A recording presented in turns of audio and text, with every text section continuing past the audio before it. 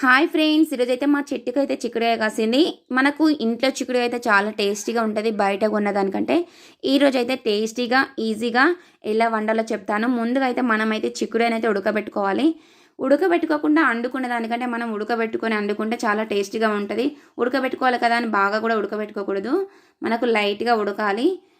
లైట్గా ఉడికితేనే చాలా టేస్టీగా ఉంటుంది. ఇప్పుడైతే మనం ఉడకబెట్టిన చిక్కుడుకాయనైతే ఒక ప్లేట్లోకి తీసుకోవాలి. తర్వాతనైతే మనమైతే పచ్చిమిర్చి వేయించుకోవడానికైతే స్టవ్ పైననైతే ఒక చిన్న కడాయి పెట్టుకొని అందులోనైతే కొద్దిగా ఆయిల్ వేసుకుంటున్నా. పచ్చిమిర్చి వేగే అంతనే వేసుకుంటున్నా ఆయిల్ అయితే. ఇప్పుడైతే పచ్చిమిర్చి అయితే వేయించుకుంటున్నా.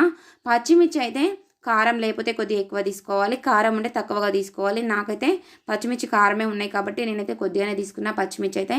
ఇప్పుడైతే పచ్చిమిర్చి అయితే ఇట్లా మంచిగా వేగిన తర్వాతనైతే ఒక ప్లేట్లోకి తీసుకొని ఇవి చల్లారిన తర్వాతనైతే మిక్సీ పట్టుకోవాలి. ఇప్పుడైతే పచ్చిమిర్చి అయితే మంచిగా చల్లారిన తర్వాతనైతే నేనైతే పచ్చిమిర్చిని అయితే మిక్సీ జార్లో వేసుకుంటున్నా. వేయించిన పచ్చిమిర్చిని అయితే మిక్సీ జార్లో వేసుకున్న తర్వాతనైతే ఈ పచ్చిమిర్చి లోపలనే నేనైతే జీలకర్ర కూడా వేసుకుంటున్నా. జీలకర్ర వేసుకున్న తర్వాతనైతే వెల్లుల్లి కూడా వేసుకోవాలి. మనం ఏ కర్రీ వండినా వెల్లుల్లి వేసుకున్నాం అనుకో చాలా టేస్టీగా ఉంటాయి కర్రీస్ అయితే. నేనైతే ప్రతి కర్రీలో వెల్లుల్లి అయితే వేస్తా. ఇప్పుడైతే మనమైతే ఉప్పు వేసుకోవాలి. ఉప్పు అయితే మనం ఇప్పుడే తగినంత వేసుకోకూడదు, పచ్చిమిర్చి మిక్స్ అయ్యేంత వరకే వేసుకోవాలి. ఉప్పు వేసుకుంటేనే పచ్చిమిర్చి మెత్తగా ఇలా మిక్సీ అవుతుంది. తర్వాతనైతే మనం కర్రీ వండడానికైతే మనం పచ్చిమిర్చి వేయించుకున్న కంచుల్లోనే ఇంకొద్దిగా ఆయిల్ వేసుకుంటున్నా కర్రీ కోసం అయితే. ఇప్పుడు ఆయిల్ వేసుకున్న తర్వాతనైతే కొద్దిగా జీలకర్ర వేసుకుంటున్నా. నూనె కాలిన తర్వాతనైతే కొద్దిగా జీలకర్ర వేసుకుంటున్నా.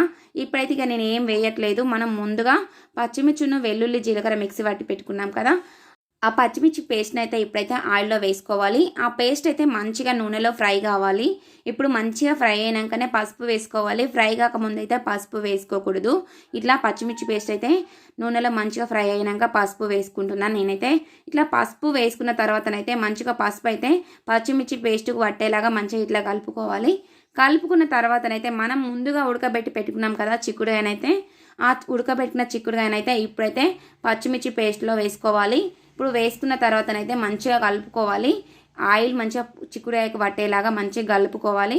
ఇట్లా మంచిగా కలుపుకోవాలి. కలుపుకుంటేనే కొద్దిసేపు మగ్గితేనే కూర అనేది టేస్టీగా ఉంటుంది. ఏదైనా మనం ఇట్లా వేసి అట్లా స్టవ్ బంద్ చేస్తే మాత్రం కూర టేస్టీగా ఉండదు. ఇలా మంచిగా మగ్గితేనే కూర అనేది టేస్టీగా ఉంటుంది. ఇలా మంచిగా పసుపు అనేది పచ్చిమిర్చి పేస్టు చిక్కుడుకాయకు మంచిగా పట్టేలాగా మంచిగా కలుపుకున్న తర్వాతనైతే నేనైతే ఇప్పుడు తగినంత ఉప్పు వేసుకుంటున్నా.